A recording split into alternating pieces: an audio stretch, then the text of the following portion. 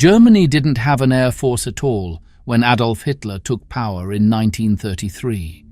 Germany couldn't have one because of the terms of the Treaty of Versailles. The Nazis, on the other hand, wanted to change this, so the Germans began getting ready to build a huge air force that would rule the skies. With the Luftwaffe's newfound strength, a frightening number of German warplanes took to the skies. Throughout the war, Germany tried to dominate the air to keep its power on the ground. With the help of the Luftwaffe, Germany's military grew into a monster that could use force on a scale that had never been seen before. The Luftwaffe went from using old rickety biplanes to jet fighters that looked like they came straight out of science fiction. The early years of Germany's new air force.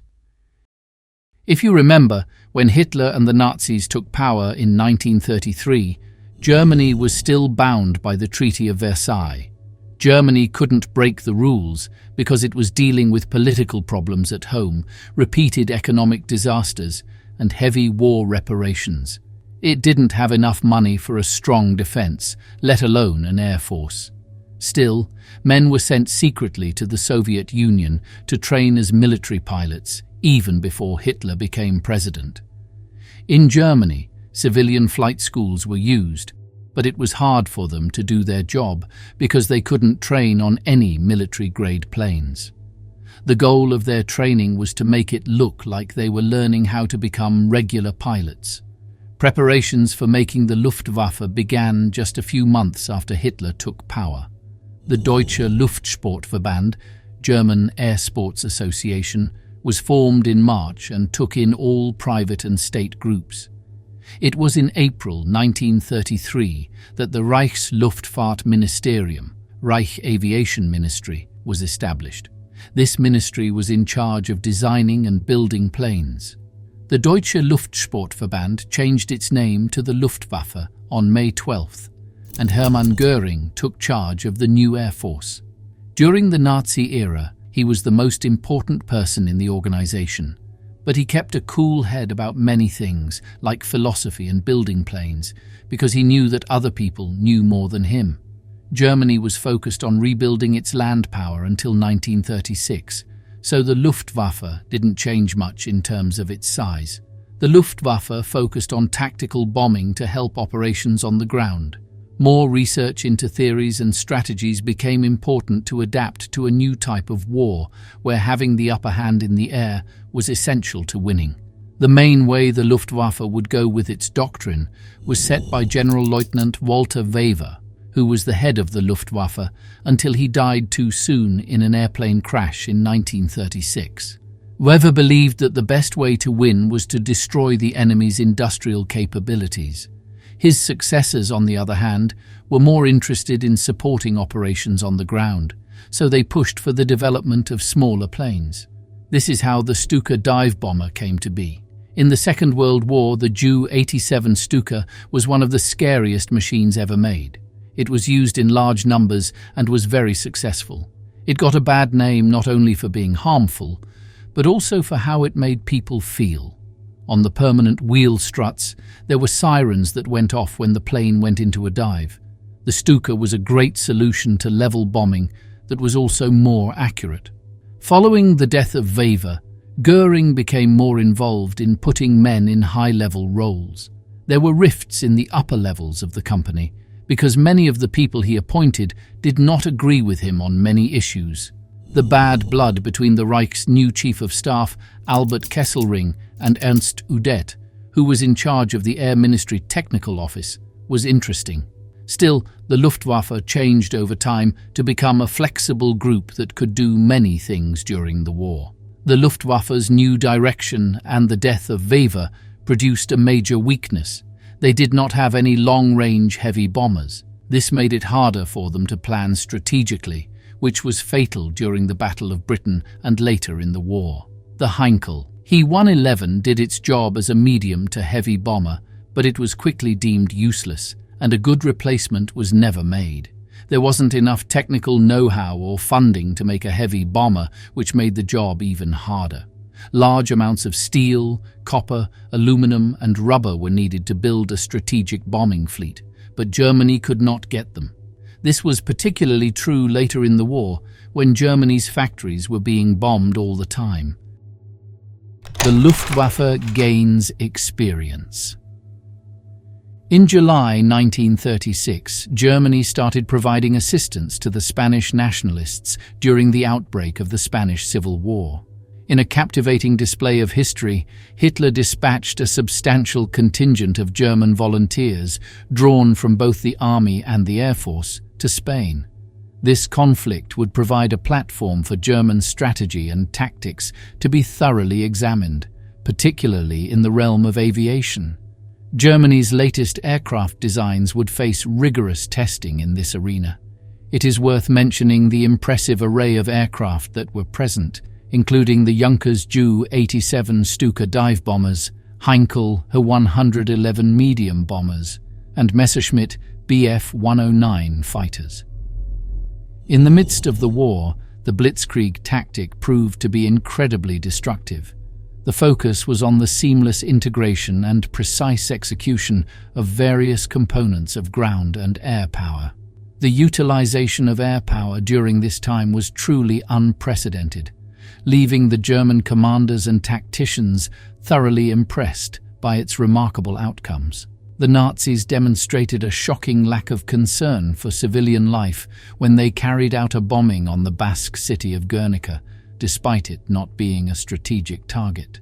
There is a wide range of estimates regarding the number of casualties during this event, with figures ranging from 150 to 1,650. Protests erupted from all corners of the globe. Throughout the course of the war, approximately 20,000 German airmen actively contributed to the efforts and played a significant role in supporting their fascist ally, Francisco Franco, in his quest to gain control over Spain. World War II begins. In a moment that would forever change the course of history, Germany launched its invasion of Poland on September 1st, 1939.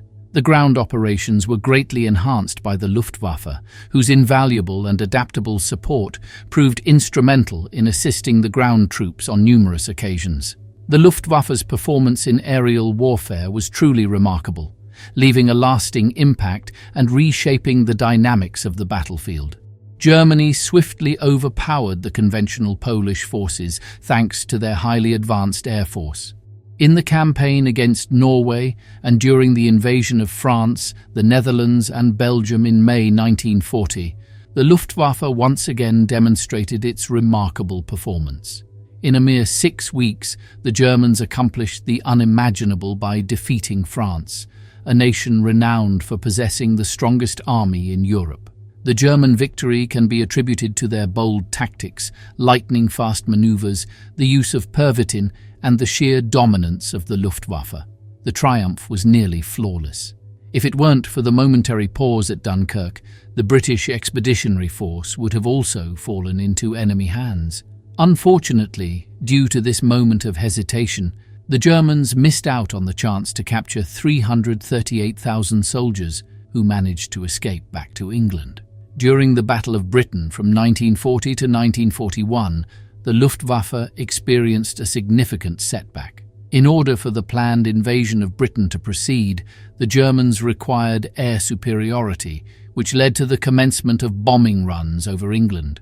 Although the Luftwaffe had a numerical advantage and caused significant damage to Britain's cities, they were losing planes at a ratio of 2-to-1. The battle took a heavy toll on the pilots involved. During World War II, when British pilots were forced to bail out of their planes, they would often find themselves landing either on or near British soil, making it relatively straightforward for rescue teams to locate and retrieve them. In contrast, Luftwaffe pilots found themselves being captured. The situation became impossible to sustain, leading to the cancellation of the planned invasion as the Germans failed to control the British aircraft production. Turning his attention to the east, Hitler initiated Operation Barbarossa, a momentous invasion of the Soviet Union. Irreplaceable losses.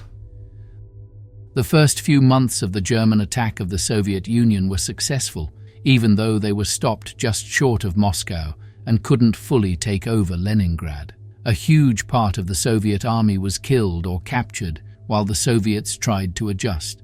But as the war went on, the balance of power would start to shift. At this point, the Luftwaffe was better than the Soviet Air Force. A lot of the Soviet Union's factories were moved east of the Urals, and the whole country's economic power was put to use while the frontline troops fought off the Germans. The Soviet Union's industrial might stayed mostly the same because the Luftwaffe didn't have any heavy, long-range planes. They brought back plans to make heavy bombs, but it was too late to change anything. The Germans lost a lot of soldiers in the ground at Kursk and Stalingrad in late 1942 and early 1943. The weakened Luftwaffe could only send a pitiful few supplies to Stalingrad. This was not even close to what Goering said his Luftwaffe could do, and the Germans lost 800,000 men who were killed or taken.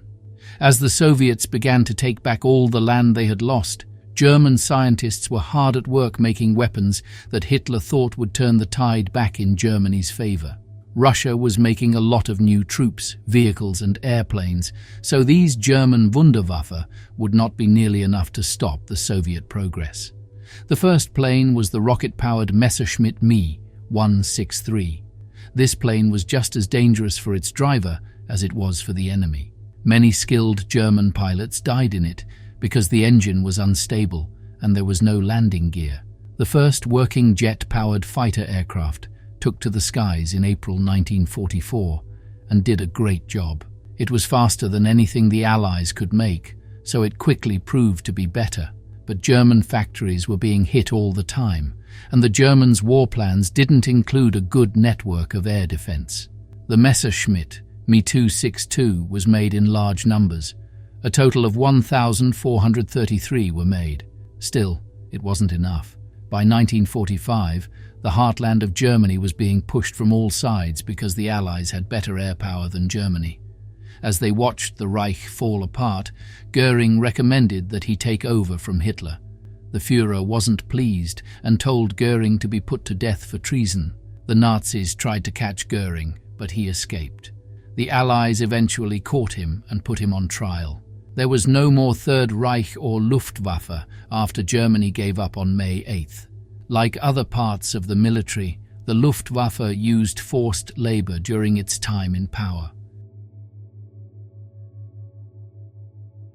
We hope you liked this video. Watch another video here.